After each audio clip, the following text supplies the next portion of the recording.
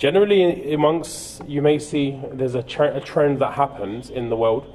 When a new year starts, people plan from before they have New Year's resolutions. Have you heard of this, a New Year's resolution?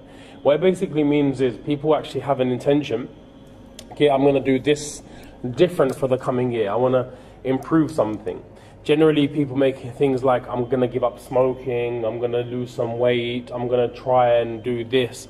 It's generally, you know, a lot of people, there's so many different intentions, resolutions people make. In terms of making a resolution, there's nothing wrong with making a New Year's resolution. There's nothing wrong with making an intention to change oneself. However, for a Muslim, if, for example, we intend to change something from the 1st of January, this shouldn't be the correct approach. The correct approach should be, if you want to do something, do it there and then. Make intention and do it. Don't wait for this big moment. That what I'll do is, I know I need to change this aspect of my life, but I'll continually do it until the 1st of January, and then inshallah I'll be ready to do it. Only that pehlu is the wrong pehlu. Why is it wrong? Is because a Muslim should be such that if he or she knows that they're doing something not right, irrespective of if it's the 1st of Jan or the 1st of Muharram, they need to change there and then. So, for example, we're going to upload this, right, inshallah. If someone listens to this in January, fine, all and good. If someone listens to this in July, let that be your resolution. If someone listens to it in February, make that your resolution. What am I trying to say? Make your resolution. When you intend something good, do it. Don't put it off for this big moment that everything is going to be alright. There's nothing wrong with, like I said, intending things. However, as a Muslim, our biggest intention, our biggest goal, our biggest maqsad and purpose in life should be to please Allah Ta'ala. That's our number one goal. And anything which can take us to that, anything that can take us to Allah, anything that can take us onto this path, for us is best. So, we need to have a muhasabah of our own life. I need to have a muhasabah, a reflection on my life. How far am I away from deen? How close am I to deen? How far am I away from the sunnah? How much do I practice the sunnah? And likewise, these things should be incorporated in the grand scheme of things and in relation to our intentions and our resolutions.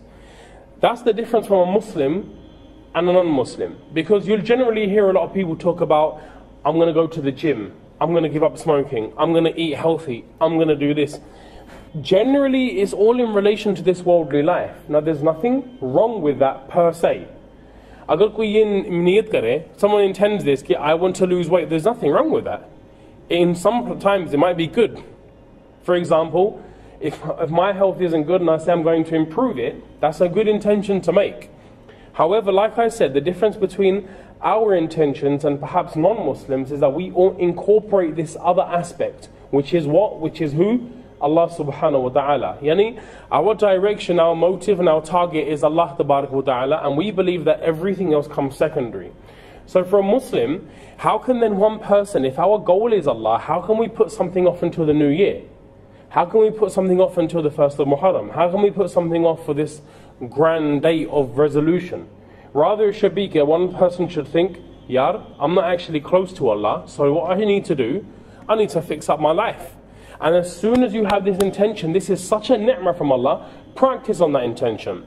In terms of technical terms, these thoughts that come are referred to as warid.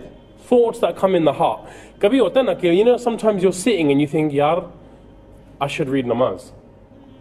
Yar, I should read some Quran. You know, I should do this. Alhamdulillah, that's such a ni'mah from Allah. Do that thing immediately.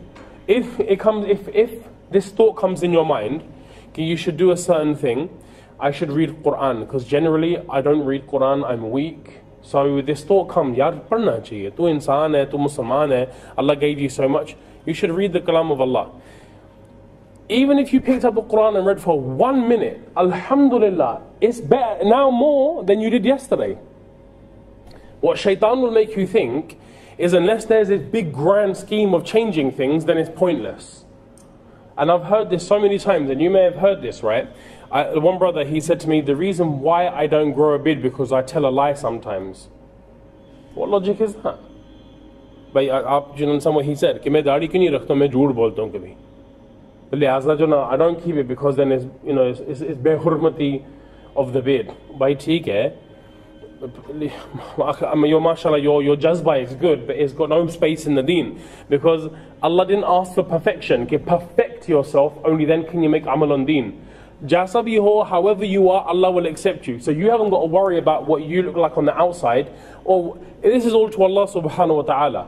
That we're not negating the outside, will be apna hissa hai. That's its importance. But this thinking, daadi rakh ki jhoot bolte hain, daadi rakh ki tum ye kaam kar rahe ho. We hear this in our muhawara. I've heard people say it, and they said it to me, daadi rakh ki ye karte hain. As if to say, now you've got a bid, it's like some antidote against everything, all shar and evil. Alhamdulillah, it can prevent you from doing certain things because, and sometimes it's wrong. Like some people think if I have a bid and then I won't go into a cinema, because people will say, oh, astaghfirullah, Maulvi Sahab, Maulvi Sahab.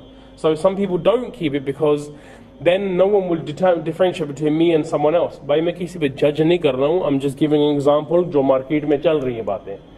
Then what happens is that if, for example, someone will think, I can't go into a place of vice, I can't go into a place of shar, I can't be seen walking on the street with a girl, for example. A person would think twice because they're thinking, yar, I'm supposed to be Islamic, I'm supposed to be deeni. So it can and help someone stop. But I said, this jazba is only right to a certain extent, because let me ask you like this. When you're doing something wrong, what should be the thing to stop you from doing that wrong? People or Allah subhanahu wa ta'ala? Allah tabarak wa ta'ala. The maqsad is wrong. Okay, I'm not doing guna because, oh log kya aksan yaar, oh log kya bolenge, oh bhai chodo logon ko. Think what Allah's gonna say. That's the first thing. So I said, this is a wrong motive to have. Ke log kya bolenge. Bhai, what does Allah think? Do that first. Think about and worry about that first. So I said, anyway, there's a number of things. Let me just come back for a second. Implementing deen, practice upon deen, bringing things into our life, it's a good thing and we should not delay. So someone to make this resolution, inshallah, New Year's, I'm going to get on the gym, I'm going to lose weight, all and good. But as a Muslim, we need to incorporate additional things. I need to improve my life, I need to bring my life more onto the deen, more on the sunnah, more on this, I need to control my anger, more, all of these things. Like I said, because for us, deen is the most important thing. Everything else is secondary, deen is primary. And then I said that sometimes, you know, Allah forbid, but the misconception is that, well, our intentions are based around certain practices because we're worried about what people think, not what Allah subhanahu wa ta'ala likes. So anyway, keeping this in mind, moving on inshallah to a second part which I want to focus on is this, is that how can we practically do this? And what things can we practically do? What I encourage all brothers to do is analyze our life in relation to halal and haram, the do's and the don'ts. If somebody does a lot of good deeds, but also does a lot of bad deeds, he is not as good as that person who does very less good deeds, but doesn't do very many sins as well. So if somebody does lots of good, but lots of guna, and then someone does little good, but he doesn't do much guna either, he still will sin because he's human. Kullu bani Adam khata. Every one of the sons of Adam is khata. Everyone, Rasulullah sallallahu alaihi wasallam mentioned, everyone is sinful. Everyone will sin. وَخَيْرُ الْخَطَّائِينَ أَتَوَابُونَ. But from amongst the sinners, the best sinners are the ones who make tawbah to Allah. So it's not a case that you won't sin, my brother. It's a case of when and it happens. It will happen. It does happen. And we're human. And you shouldn't judge people, okay, oh, he's gunegar. Who's not gunegar? Who's not sinful? We're all sinful, subhanAllah.